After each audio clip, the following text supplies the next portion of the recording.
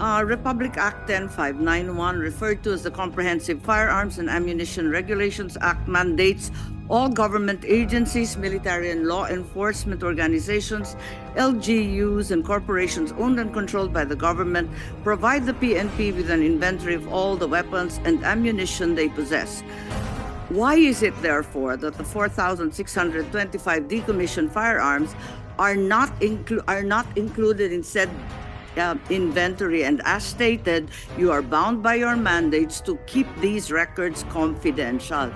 Bakit ganon? Labag ito sa batas ng Pilipino. So ibig sabihin, yung mga nag-surrender na MILF, hindi sakop ng batas ng ating bansa.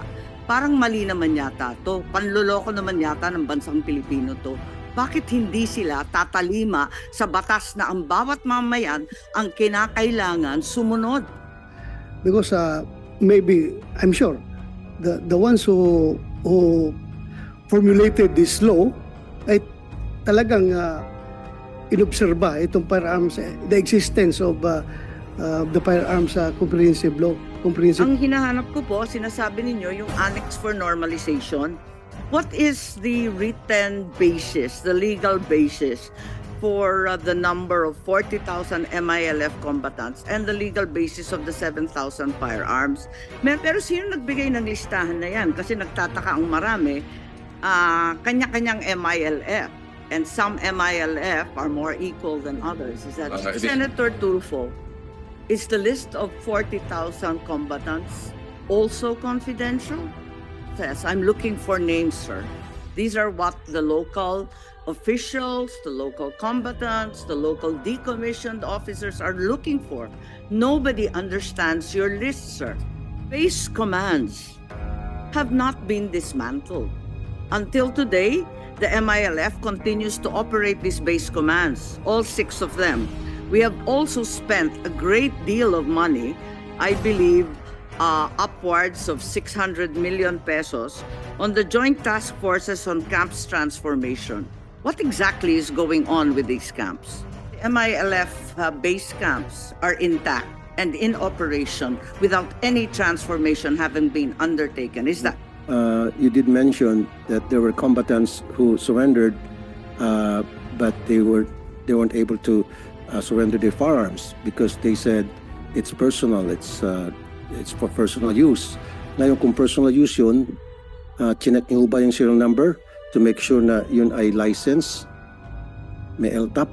Today, nung pumunta ko sa office ko, tinanong ko what kind of firearms ang mga na-surrender.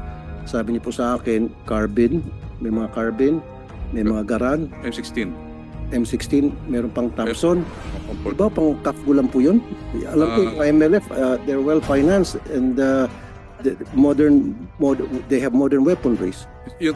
Meron pong 4.2 billion na audit suspension, and then 51.8 million disallowance. So pag sinabing disallowance, pinasusoli po. Unang-una, itong decommissioned firearms. Yes, ma'am. That you said were organic to the organization of the MILF. Yung ikalawang uri ng baril, ang sinasabi ninyo, andito naman ito sa Salwe.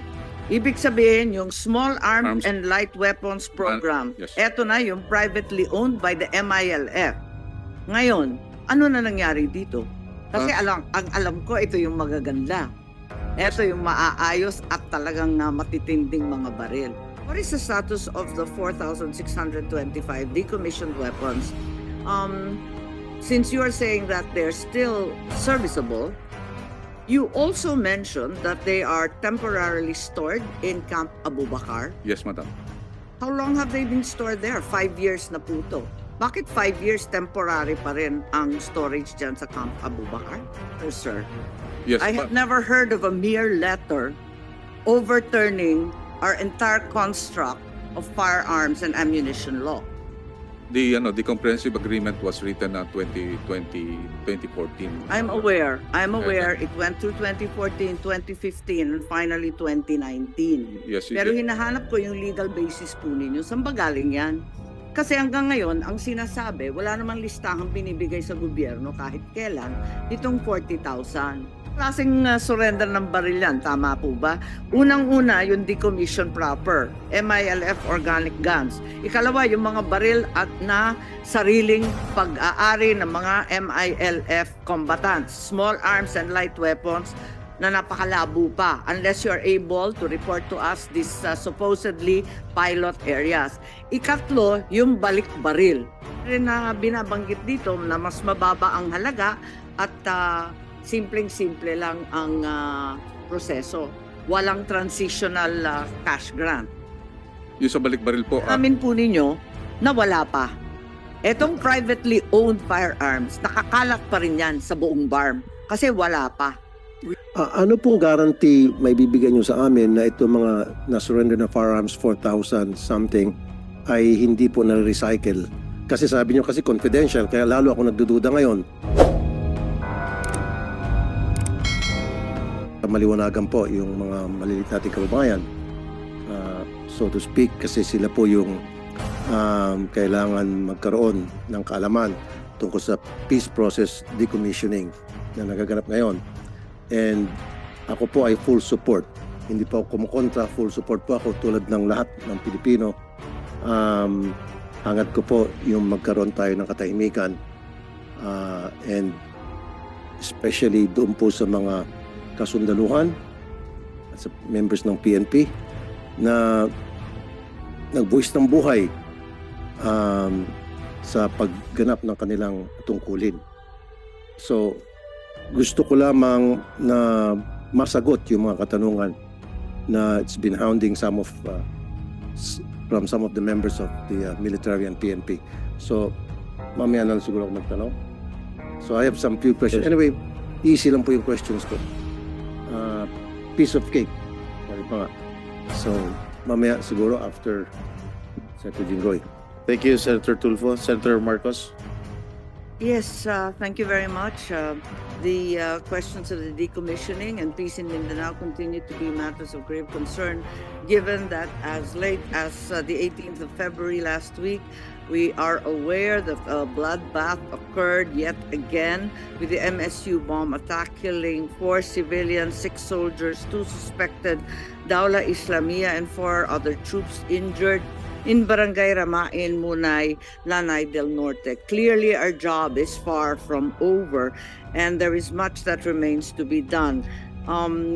Indeed, there is much skepticism about the decommissioning effort, given the deep dissatisfaction of many already decommissioned combatants, as well as the local government officials who continue to question the lack of detailed plans, milestones, and timelines.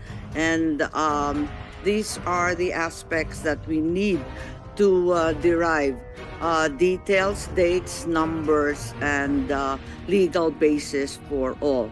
I am in receipt of the requested information. There are 3 pieces of communication that were sent to me last evening. I've not been able to peruse them as carefully as I would like. Pero narito at sa palagay ko may katanungan pa rin kasi hindi po maliwanag yung ibang bagay. Kaya magtatanong na lang ako katulad ni Senator Tulfo mamaya para sa kalinawanan ng napaka-importanteng mga bagay-bagay. Maraming salamat po, Mr. Chair. Your Honor, we're very glad to submit pictures and videos of the weapons so you can see that. So right now you cannot submit to us the serial numbers of those firearms. It's not stored in any database because you said it's confidential unless both parties agree to divulge those kind of information to us, to the Filipino people. Is that what you're saying, sir? That is correct, Your Honor. Okay. Then, With the Mr. Chair. permission of Yes, with the Senator Tulfo. permission of Senator Tulfo. yes ma'am. Go ahead. Yes, with the permission of Senator Tulfo. Republic Act 10591, referred to as the Comprehensive Firearms and Ammunition Regulations Act, mandates all government agencies, military and law enforcement organizations, LGUs, and corporations owned and controlled by the government provide the PNP with an inventory of all the weapons and ammunition they possess.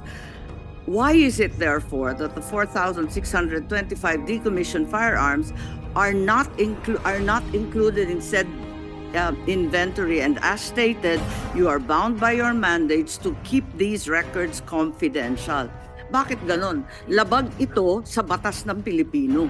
So, ibig sabihin, yung mga nag-surrender na MILF, hindi sakop ng batas ng ating bansa. Parang mali naman yata to. Panloloko naman yata ng bansang Pilipino to. Bakit hindi sila tatalima sa batas na ang bawat mamayan ang kinakailangan sumunod? Yes, Mr. Chair. Mr. Chair, can I add to the point of Yes, Senator Senator Amy? Boto.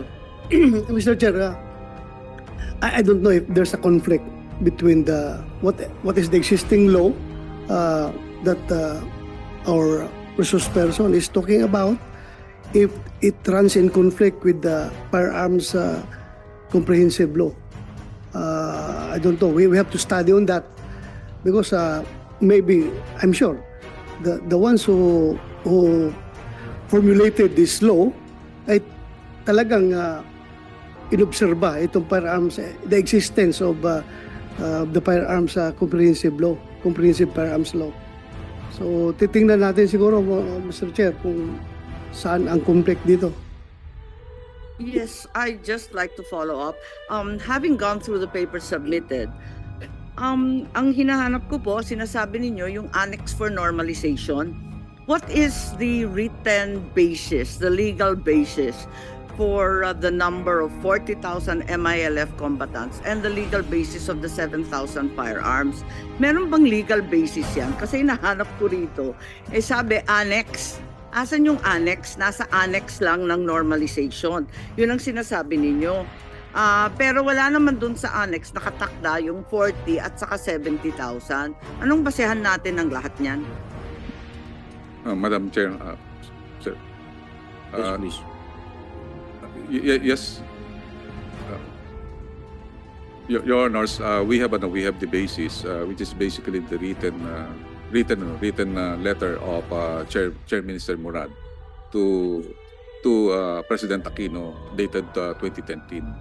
We can submit it to And you. in the letter, it's indicated the 40,000 Yes, combatants Your Honor. and the 7,000. Yes, Your Honor. And a mere letter is now considered law that supersedes all existing firearms and ammunition codes recognized here in the territory of the Republic of the Philippines. Is that correct?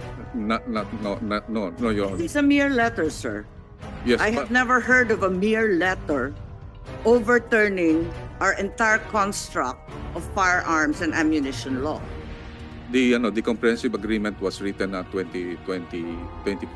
I'm aware.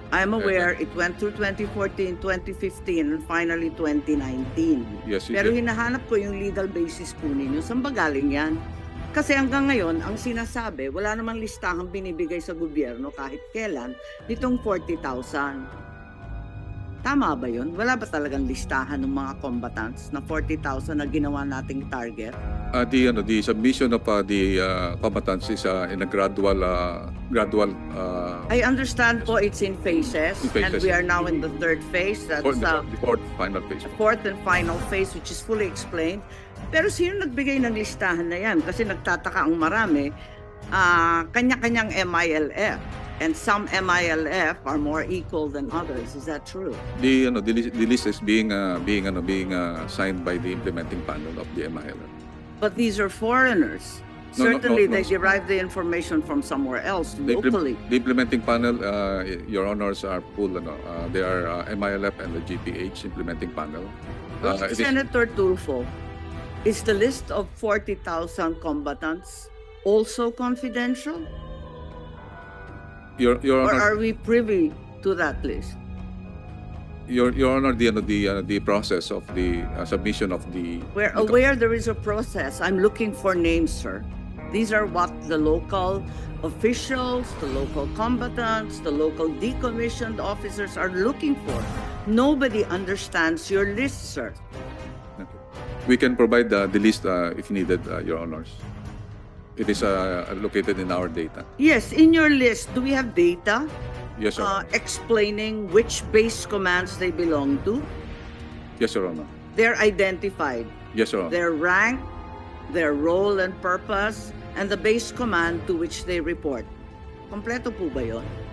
Can I refer you to the chair of the commissioning body, because they're the one who provided the validations and the verification. Mr. Chair, Your Honor, when we receive and decommission the combatant, we take in information on the combatant, as you mentioned now. We categorize some of it as not sensitive information, that will be name, address, birth of date, and so on. And then there are some information that are sensitive, we call guerrilla information. That might be the base command, rank, such information. So the first part, the non-sensitive, we transfer over to the TFDCC and DSWD, which they have. The second part, the more sensitive information, the guerrilla information, is for us to keep confidential for now. Thank you. Yes, thank you very much. However, the concern is that whereas around 26,000 combatants are supposedly decommissioned, the base commands have not been dismantled. Until today, the MILF continues to operate these base commands, all 6 of them. We have also spent a great deal of money, I believe upwards of 600 million pesos, on the Joint Task Forces on Camps Transformation. What exactly is going on with these camps? And why is it that with all these 26,000, wala pa rin, buo pa rin ang mga kampo ng MILF? Your Honor, because of the pandemic, we were derailed by 3 years. That's why last year, Pero nasa phase 4 na po kayo, patapos na po to. there is a different some sort of process on the transformation of camps. But you therefore make the admission that the MILF base camps are intact and in operation without any transformation having been undertaken. Is that correct? No, Your Honor, there is already transformation in some effect. What exactly has been transformed? We see them exactly as they were before. For example, in Camp Bilal, we have seen a lot of transformation. Can you please be specific, sir? So we have already converted the 300 hectares into some sort of a village, wherein we will. It was a village before.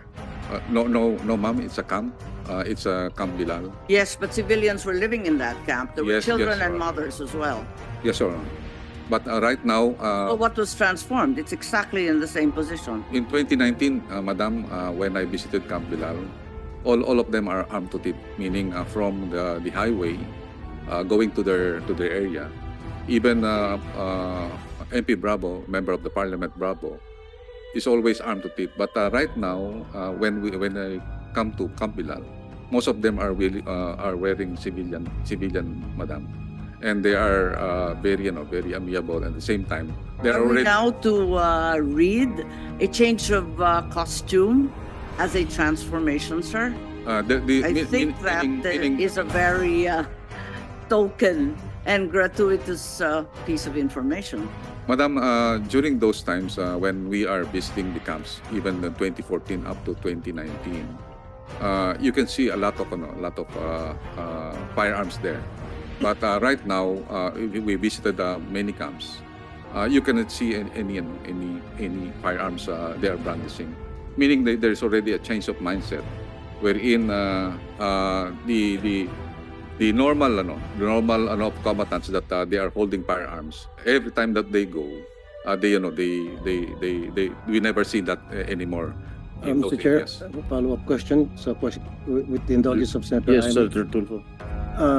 Ito po galing sa military na kausap ko last night, and maybe Mr. Hovland would like to answer this question or gusto mo mag-answer dito, because during the last hearing you did mention that there were combatants who surrendered but they weren't able to surrender their firearms because they said it's personal, it's for personal use.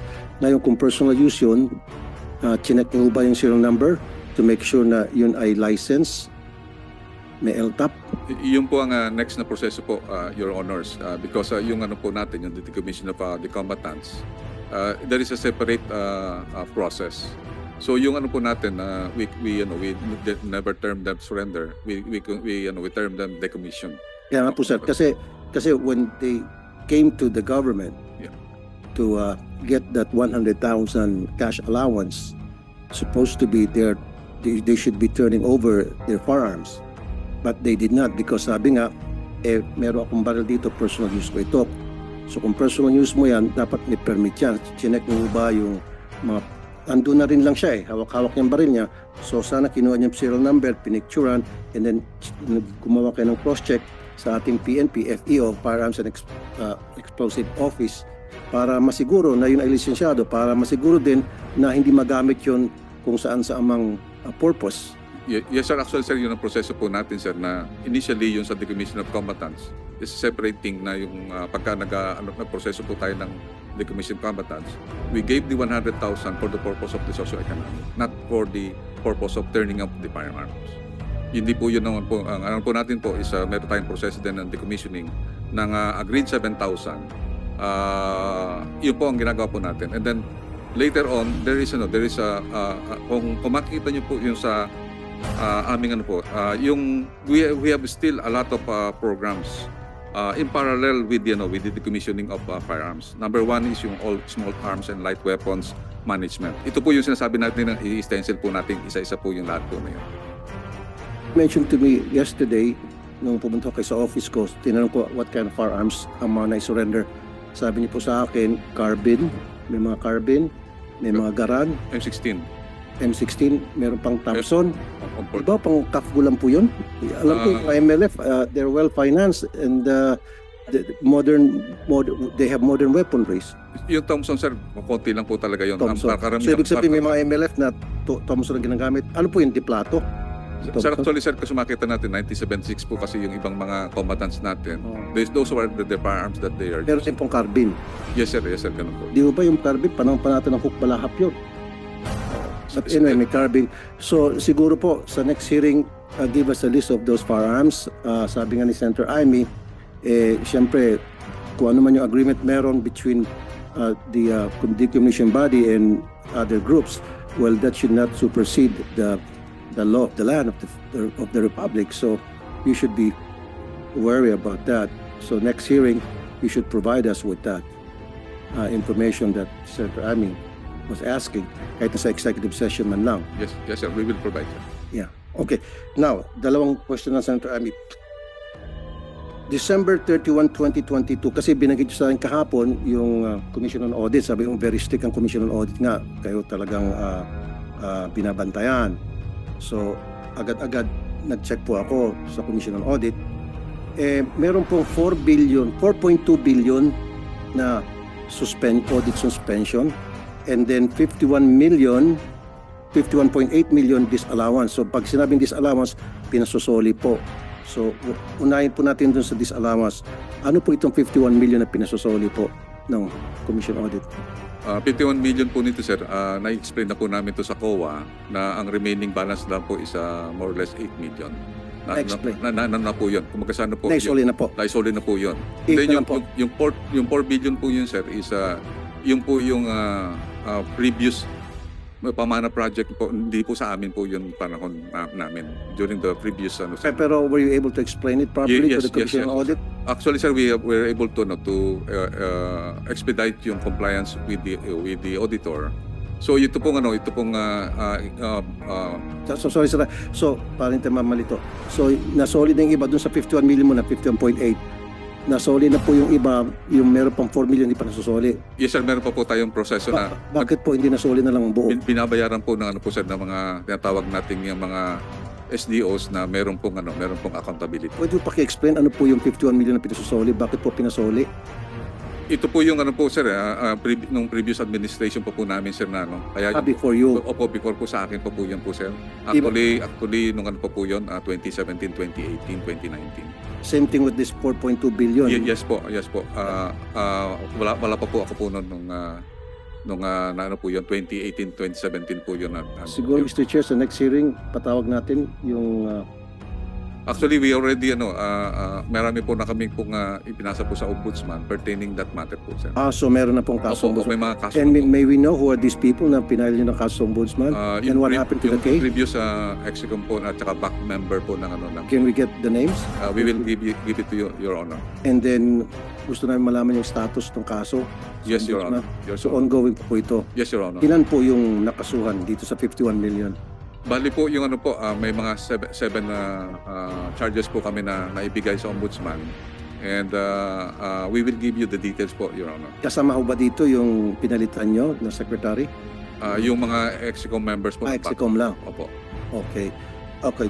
Doon po sa 4.2 billion, sabi niyo po before your term pa ito. Yes, Your Honor. Okay. Sabi po dito sa record ng Commission on Audit, ito yung mga was it computer? And then yung mga pinabigay nyo sa mga non-government organization, people's organization. Yes, Your Honor. Ba't ho binigyan natin ng pera yung mga NGOs? That's why during my term we already removed all this ng mga NGOs po. So ang Kaya- ginawa po namin immediately we Kaya nga terminate po, bakit po binigyan ng pera ang mga NGOs at saka mga people's organization? because they're the one also implementing some of the programs sa ating Ano pong klase mga programs po yun, sir?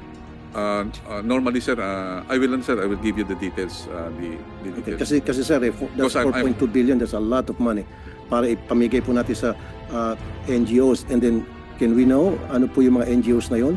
Can you identify to us? We will submit the report. Okay. At maging po yung People's Organization. Ano po itong People's Organization? First time ko lang napakinggan to. POs? What are these POs, sir? We will find out sir. Yes, sir. Give us a list of the NGOs and then the POs who've been a recipient of this 4.2 billion because this is a lot of money and this has to be accounted for. That's why you got a suspension from the Commission on Audit. Yes, sir. Hindi ko sana na discover po to kung yung binanggit sa akin yesterday na sabi nyo maigpit sa inyong Commission on Audit. So chinek po namin yung Commission on Audit and bingo, ito po yung nakita namin. Yes, sir.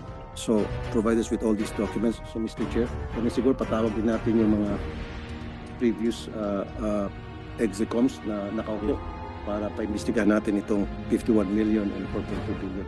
Yes, the COMSEC is instructed to do so. Yan na muna, Mr. Chair. Meron pa. Mamaya na lang muna, Mr. Chair.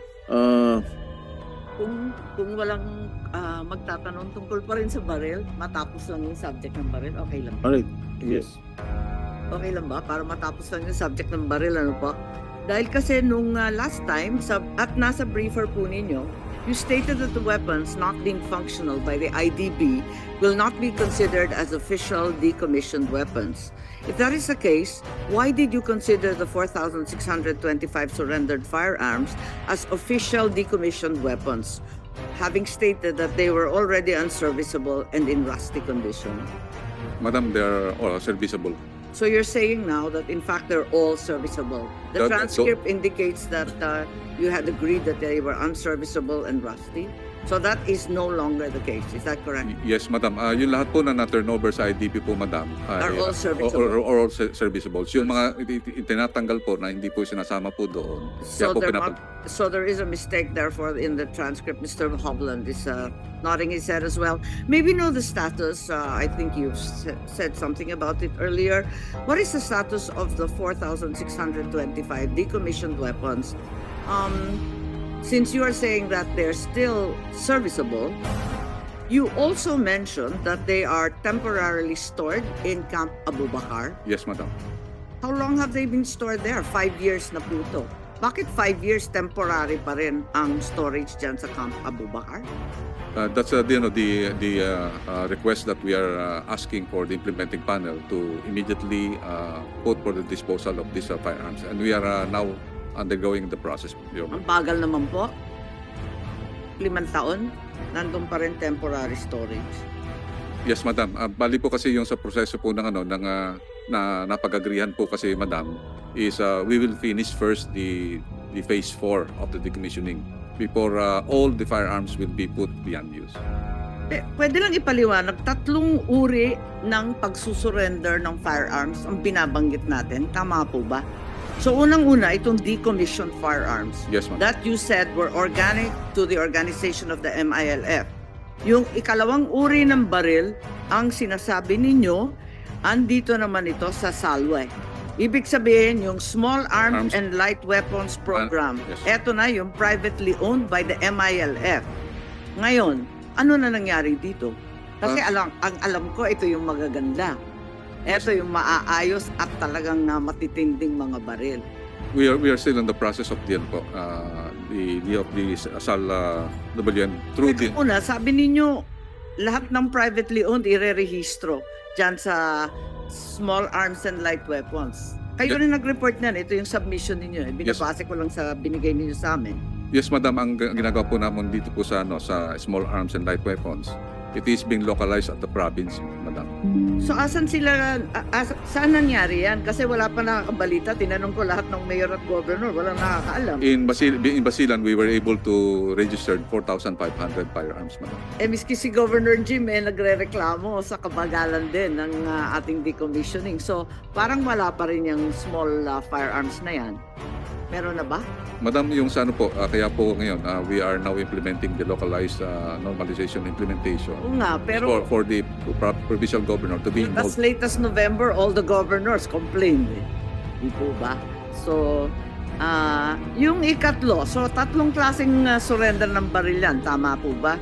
Unang-una, yung decommission proper, MILF organic guns. Ikalawa, yung mga baril at na sariling pag-aari ng mga MILF combatants, small arms and light weapons na napakalabo pa unless you're able to report to us these supposedly pilot areas. Ikatlo, yung balik baril. Tama? Lahat yan ini-implement ba sa BARM? Kasi may balik baril rin na binabanggit dito na mas mababa ang halaga at simpleng-simple lang ang proseso. Walang transitional cash grant. Rin na binabanggit dito na mas mababa ang halaga at simpleng-simple lang ang proseso. Walang transitional cash grant.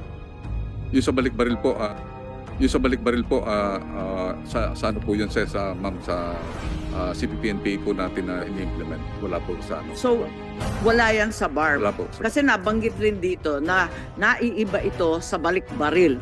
So, walang balik baril whatsoever sa buong BARM area. Tama po ba?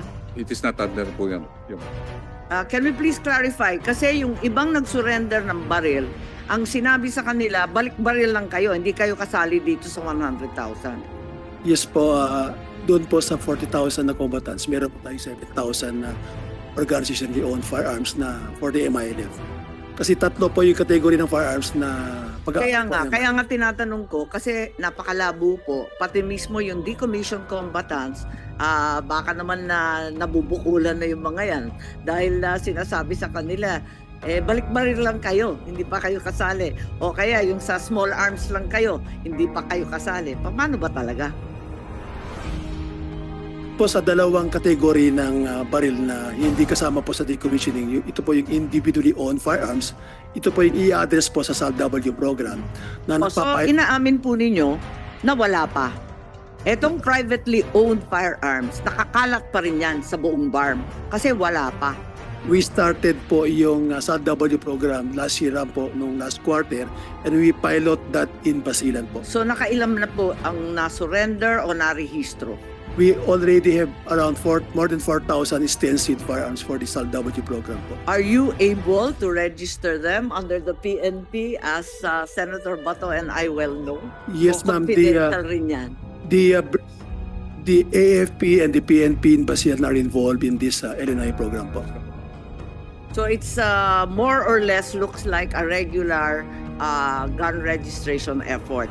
As Yes we po. know it. Yes po. And we'll be doing that similar program in some other provinces of the BARM. So nakaka 4,000 na kayo. Yes po. So you're saying may 4,600 sa decommissioned organic MILF plus another 4,000 na privately owned. Tama ba yun? yes, ma'am, sa Basilan po, ma'am, nakapagano po tayo, even yung sa transformation ng MNLF, nakagawa na rin po tayo ng stenciling. So for the Basilan, considering ito ang naging pilot namin, and then we will be Ebing sa Lanao del Norte and Lanao del Sur next. Ang naano po natin sa Basilan is more or less 4,500. Doon sa MNLF po, meron po natin na stencil na 1,800 na po. Nakangiti na si Senator Tulfo. Parang marami na tayong baril. Pwede bang mag-report kayo niyan?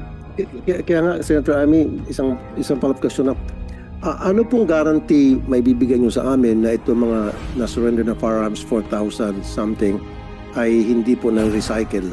Kasi sabi nyo kasi confidential, kaya lalo ako nagdududa ngayon. Kung sa ano po, hindi po talaga ma-recycle dahil kasi yung pong yung na-decommission po na 4,600 firearms. Nakalocate po sa mga tinatawag nating mga van, mga talagang Pero nga po, how secured are those weapons? they are very secured, Your Honor. Actually, it is being inspected. Kaya nga po sa susunod na hearing, kahit kung gusto nyo confidential, executive session tayo, para makita namin Yes, na talagang secured yung mga baril na yon. Yes, Your Honor. That's Maybe why. we can also invite your staff to be there. And for then that. can you start the process disregarding yung sabi may pag-uusap confidential? I'm not gonna listen to him because Actually, we're sir, talking about the law of the land, like what Senator Amy did mention. Yung pong mga baril na sinurrender, I want it put in a database yes, which will be accessible to the PNP, the AFP, and then the NBI. Yes, Your Honor. Okay? Well, no more confidentiality here. I don't want it to be confidential. Kasi meron nga binanggit Senator Amy na batas natin. So, mababaliwala po yung mandate ni Mr. Hovland at kung sino pa yung mga kasama niya, Mr. Hovland et al. Mababaliwala po yun. Yes, So sir. therefore, during sa next hearing, you start giving us a list, serial numbers of those 4,000 weapons, Yes. 4,000 or more weapons. And then I want that accessible by the AFP, PNP, and NBI. Yes, Your Honor. For your information, sir, yung pong temporary storage po nun is being guarded by the 1st Marine Brigade. Okay? Okay ako dyan. 1st Marine Brigade. Okay. Pero again, sir, dapat yun po ay nakaregister. Yes, sir. Yes, sir. Lahat yun. And then with pictures and all. Yes, Your Honor. Okay.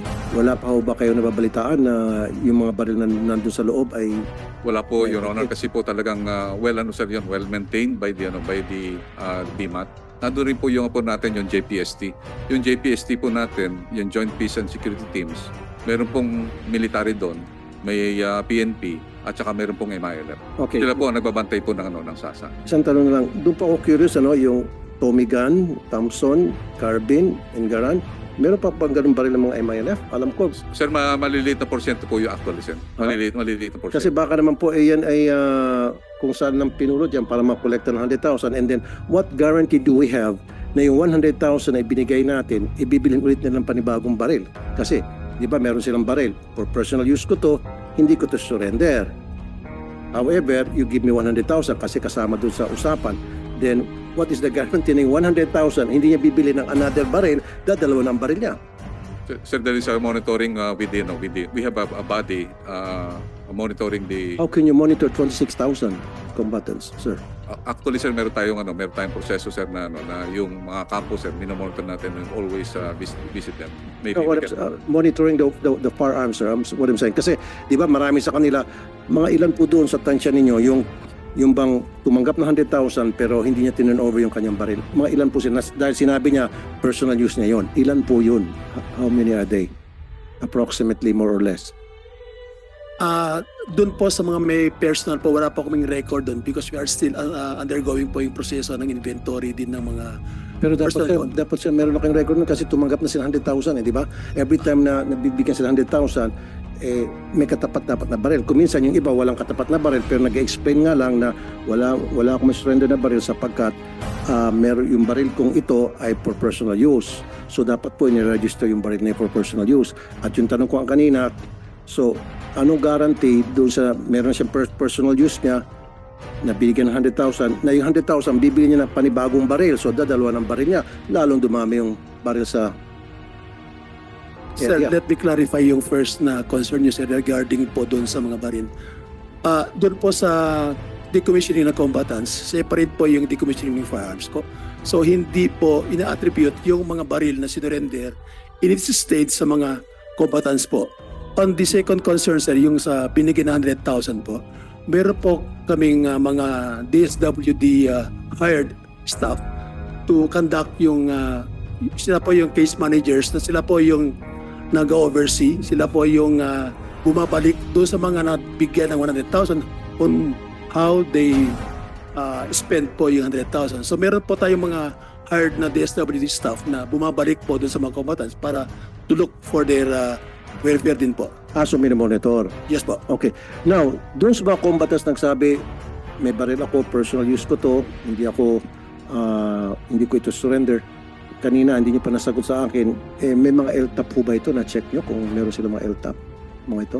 Yes, kaya po meron po tayong SALW program dahil po doon sa mayroong gustong mag-register ng mga baril, ino-offer po namin yung dapat meron silang LTAP para ma-register po nila yung mga baril. So we've been doing some information campaign po doon sa mga combatants na gustong apply po ng registration ng kanilang mga baril po.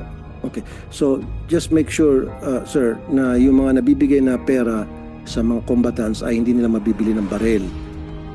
Yes, Your Honor. So, sabi niyo nga mayroong monitoring. Apo. So, bigyan niyo kami ng records ng monitoring kung anong klaseng sistema in place. Sabi niyo from the DSWD because I don't think that the DSWD is capable of doing monitoring. Samantalang wala naman sila experience pagdating sa military, pagdating sa mga combatants. And wala sila sa BARM dito, malayo sila. So, I don't think that they're the ones capable of doing that monitoring that you're telling me now, sir. Sir, doon po sa na-transfer naming pera sa DSWD, kasama po doon sa MOA, meron po kaming pera for the admin cost na nag-hire sila ng mga staff to conduct all this process po, yung pagmo-monitor sa mga Kaya nga po, combatants po. ang interested po ako, sorry sir kung para makulit na ako sa inyo, yung masiguro na yung 100,000 na naibigay sa mga combatants ay hindi nila bibilin ng baril. Yes, Na- Your Honor. Opo. Ano nga pong klaseng monitoring system meron tayo? Sir, At meron ho ba silang pinipirmahan na dokumento na itong 100,000 na ito, gagamitin ko to sa pangkubuhayan o bibili ako ng mga pagkain o pang tuition ng mga anak ko, etc. Meron ho bang ganong dokumentong pinipirmahan na ako ay nanunumpa na hindi ko ibibili ito ng baril, hindi ako bibili ng granada, etc. Sir, yung sa ano sir natin sir, nakikita po namin sir yung yung sa lahat ng na ano namin na mga combatants. We saw that there is a great transformation sa mga combatants. And ang ano namin sir ngayon, kaya nga parang ginawa po namin para mas talagang holistic yung ma-address yung inano nga ng mga governors, yung monitoring. Ang ginawa po namin, in-involve namin po sila, pati po yung security sector, yung AP tsaka police. That's why yung sa LNI po, yung localization o normalization, nakausap naman na po si Gov. Bombit at saka po yung administrator ng Lanao del Norte. Yun po ang gagawin po natin na talagang holistic na po yung pagtingin natin po natin dun sa mga... Wala po silang pinipirman dokumento na nanunumpa na hindi nila bibilhin ng baril o kung anumang klaseng armas. may we have the Yusek Tanhusay from the DSWD. Magandang umaga po. Paumanhin ang pinapaabot ni Secretary Gatchalian. Nais po niyang dumalos ngayong umaga, subalit siya po ay pinatawag sa cabinet meeting ngayong umaga. Ang papel po ng DSWD ay kami po ang kumbaga ay paymaster sa mga decommissioned combatant. Matapos po sila ma-verify, ma-identify kung sino yung mga beneficiaryo, matapos po ng proseso ng IDB, dadaan po sila sa proseso ng DSWD.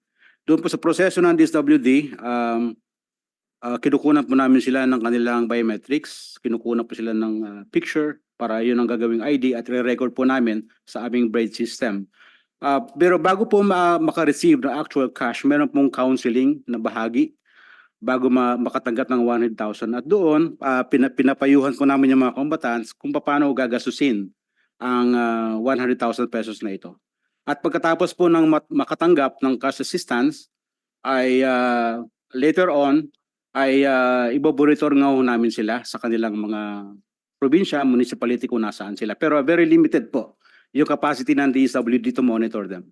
Yun nga po sinasabi ko, sorry sir pero wala kayong capability at saka wala kayong experience and you don't have that kind of expertise to monitor combatants to make sure na sila po yung nagbagong buhay na out of that 100,000 na binigay sa kanila, yan ay gagamitin sa maayos and hindi po sa hindi magandang paraan. So, ikaw na mismo nag-amin. So, wala ho ba kayo nakitang document doon na imbis na payuhan nyo siya, dapat meron silang pinipirmahan na itong 100,000 na ito, hindi ko ibibili ito ng baril, hindi ko ibibili ito ng granada, M203, etc. Dapat may ganong dokumento para kung sakali man sila naligaw ng landas ulit, meron na tayong pinanghawakan against them. Now we can even bring it to court or maybe pwede natin hingan sila ng refund dahil hindi natupad yung pangako o kumpiskahin yung binili nilang baril. Kahit na yan ay pinalisensya na nila. Yes, Naintindihan niyo po ako? yes sir. Naintindihan ko po. And Wala, then,